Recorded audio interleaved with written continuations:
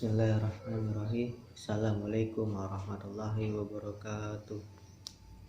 Alhamdulillahirabbil alamin. Segala puji bagi Allah yang telah mana memberi kita nikmat. Begitu kita nikmat bahkan tak terhitung nikmatnya. Salawat serta salam tak lupa tercurahkan kepada pemimpin alam baginda Nabiullah Rasulullah Sayyidina Muhammad yang telah mana membimbing umatnya dari zaman kegelapan hingga zaman terang benderang. Pada kesempatan hari ini saya akan memberikan materi tentang komunikasi dan kelompok organisasi. Di perempatan Komunikasi kelompok dan organisasi kebagi menjadi 4. 1. Sifat komunikasi kelompok, fungsi komunikasi kelompok. 3. Kelompok organisasi. 4. Fungsi komunikasi dalam organisasi. Komunikasi kelompok adalah komunikasi yang berlangsung antara beberapa orang dalam suatu kelompok kecil seperti dalam rapat, pertemuan, konferensi, dan sebagainya. Michael Burgon mendefinisikan komunikasi kelompok sebagai interaksi secara tatap muka antara 3 orang atau lebih yang telah diketahui seperti berbagai informasi, menjaga diri, pemecah masalah yang mana anggota-anggotanya dapat mengingat karakteristik pribadi anggota-anggotanya yang lain secara tepat. Kedua definisi komunikasi kelompok di atas mempunyai kesamaan, yakni adalah komunikasi tatap muka dan memiliki susunan rencana karena rencana kerja tentu untuk mencapai tujuan kelompok. Sifat-sifat komunikasi kelompok sebagai berikut. 1. Kelompok komunikasi melalui tatap muka. 2. Kelompok memiliki sedikit partisipan. 3. Kelompok bekerja di bawah arahan seorang pemimpin. 4. Kelompok membagi tujuan sarana bersama anggota kelompok. 5. Anggota kelompok memiliki pengaruh di atas satu sama lain. Fungsi komunikasi kelompok terbagi ada 4. 1. Hubungan sosial. Hubungan sosial ialah di mana suatu kelompok mempunyai memelihara dan memantapkan hubungan sosial di antara para anggotanya, seperti bagaimana suatu kelompok secara rutin memberikan kesempatan pada anggotanya untuk melakukan aktivitas yang informal, santai, dan menghibur. 2. Pendidikan. Pendidikan adalah sebuah kelompok secara formal maupun informal bekerja untuk mencapai dan mempertukar pengetahuan. Melalui fungsi pendidikan ini, kebutuhan dari para anggota kelompok itu sendiri bahkan kebutuhan masyarakat dapat terpenuhi.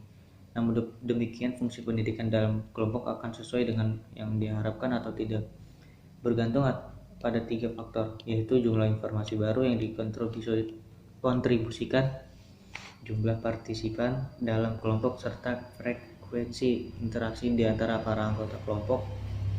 Fungsi pendidikan ini akan sangat efektif jika setiap anggota kelompok membawa pengetahuan yang berguna bagi kelompoknya.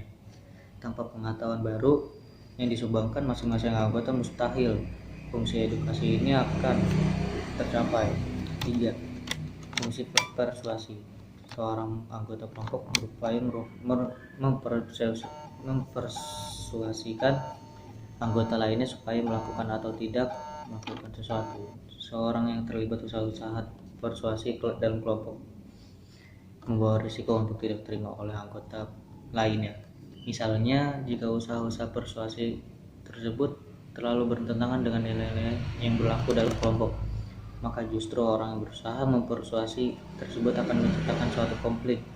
Dengan demikian, malah membahayakan kedudukan dalam kelompok. 4. Fungsi kelompok juga dicerminkan dengan kegiatan-kegiatan untuk memecahkan persoalan dan membuat keputusan-keputusan, pemecahan masalah atau problem solving berkaitan dengan penemuan alternatif atau solusi yang tidak diketahui sebelumnya.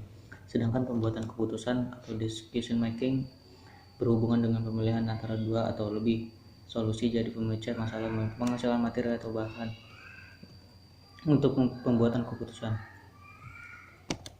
Komunikasi organisasi. Pengiriman dan penerimaan berbagai pesan organisasi dalam kelompok formal maupun informal dari suatu organisasi. Komunikasi informal adalah komunikasi yang disetujui oleh organisasi itu sendiri. Sifatnya seperti berorganisasi kepentingan organisasi. Isinya berupa cara kerja di dalam organisasi, produktivitas, dan berbagai pekerja yang harus dilakukan dalam organisasi. Misalkan memo kebijakan, pernyataan, jumpa pers, dan surat-surat resmi. Adapun komunikasi informal adalah komunikasi yang disetujui secara sosial. Orientasinya bukan pada organisasi, tapi lebih kepada anggota secara individual.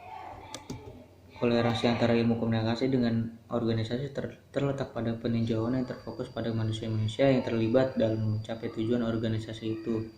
Ilmu komunikasi mempertanyakan bentuk komunikasi apa saja yang berlangsung dalam organisasi, metode dan teknik apa yang dipergunakan, media apa yang dipakai, bagaimana prosesnya, faktor-faktor apa yang menjadi penghambat dan sebagainya.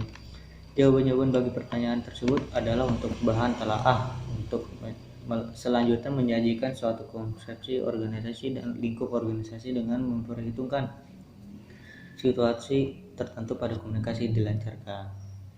Fungsi komunikasi dalam organisasi: 1. Proaksi dan regulasi. 2. Menentukan tujuan organisasi.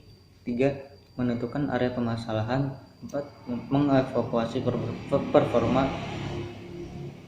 5. Memberikan komando, instruksi, memimpin, mempengaruhi inovasi. 6. Mendapat informasi baru. 7. Cara mengkomunikasikan sesuatu yang baru dalam sosialisasi dan perbaikan. 8. Harga diri anggota. Cukup sekian dari saya, kurang lebihnya mohon maaf. Wassalamualaikum warahmatullahi wabarakatuh.